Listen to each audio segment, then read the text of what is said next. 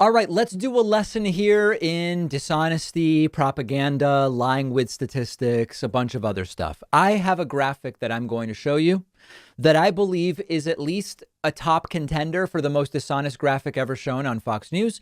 And it's dishonest probably in 3 to 4 different ways. Okay, here's the graphic.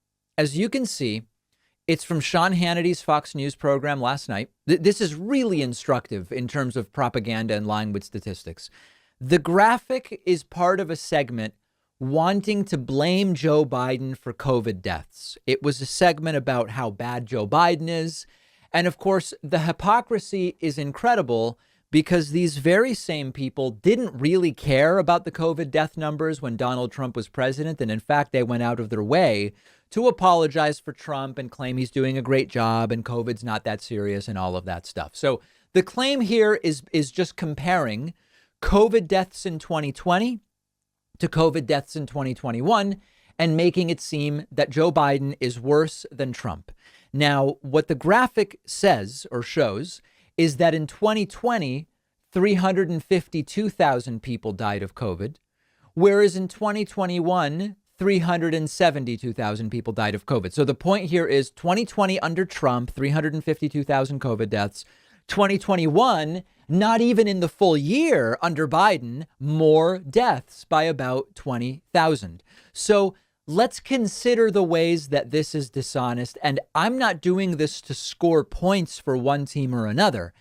It's about understanding whether you are being honestly given information and what you should deduce from it. So first of all, Donald Trump was president the first 3 weeks of 2021.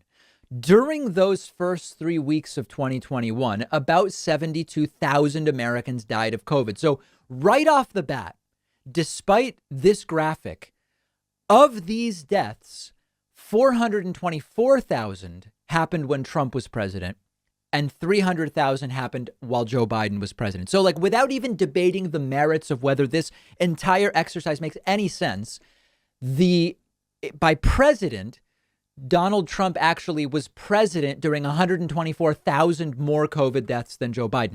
This is actually pretty dumb. I'm not going to even say this is an intelligent thing to do.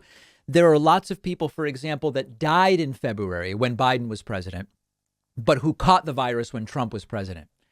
Who gets the blame for that death? It's sort of a weird metric. It's not very useful. But by the standards of the people making the graphics, it could say 424,000 dead under Trump, 300,000 dead under Biden. That paints a completely different picture. That's layer of dishonesty number one. Second layer of dishonesty. The deaths didn't really start in the United States until April of 2020. OK, in the last 10 days of March 2020, we saw deaths go up. So even in comparing these numbers and thinking about them as Trump versus Biden, Trump kind of had a freebie for January of 2020, February of 2020, March, most of March of 2020. Now, some will say, David, there were deaths in those months. We just didn't know that they were COVID yet. They were called pneumonia or something else. That's fine. The point is they're not in the numbers. OK, so in the Biden category, they're including the first 3 weeks of 2021 when Biden wasn't even president, plus more months overall, since we have about 9 weeks left this year. And Trump really only had 8 months worth of deaths in 2020. So that's another level of dishonesty for what is a very stupid exercise. All right. That's another one. But now let me get to the really dishonest part of this. The deaths, even in 2021, even today, are mostly, overwhelmingly, the unvaccinated who are mostly Trump supporting Republicans. So is it really Joe Biden's fault that Trump supporters have been bamboozled into not wanting the vaccine by other right wingers and they are dying? For me, that's the real dishonesty here. And of course, there's this highly contagious Delta variant, which plagued the planet in 2021. That's not Trump's fault. It's not Joe Biden's fault, although more vaccination would have slowed down the mutation, as Vincent Racaniello and others have told us. So a ton of this stuff, it's like It's kind of ticky-tacky, as we might say in sports. Well, there's these 3 weeks, and in January when Trump was still president, but when do the deaths really become under the watch of one president versus when the deaths happen, when the person got sick? It's tough. It's nebulous. It's not particularly meaningful. Comparing 11 months for Biden to 8 months for Trump, that's also dishonest.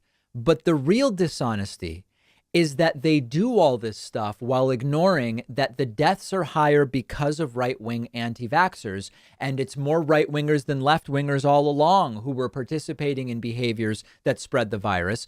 And also, this is a subtle attack on vaccination. We shouldn't ignore that. We are far more vaccinated now than in 2020. And that was the theme yesterday on Fox News, in part thanks to the death of Colin Powell, who, as we already talked about, was fully vaccinated, but 84 years old, immunocompromised, Parkinson's, cancer. So it's incredibly dishonest. It's important to spot the stuff. And sometimes there's kind of two analyses that need to be done. One is we just look at the numbers and we think through, okay, wait, so who was president in 2020? How many deaths? Okay, let's think about that. When did deaths start to even be counted in 2020?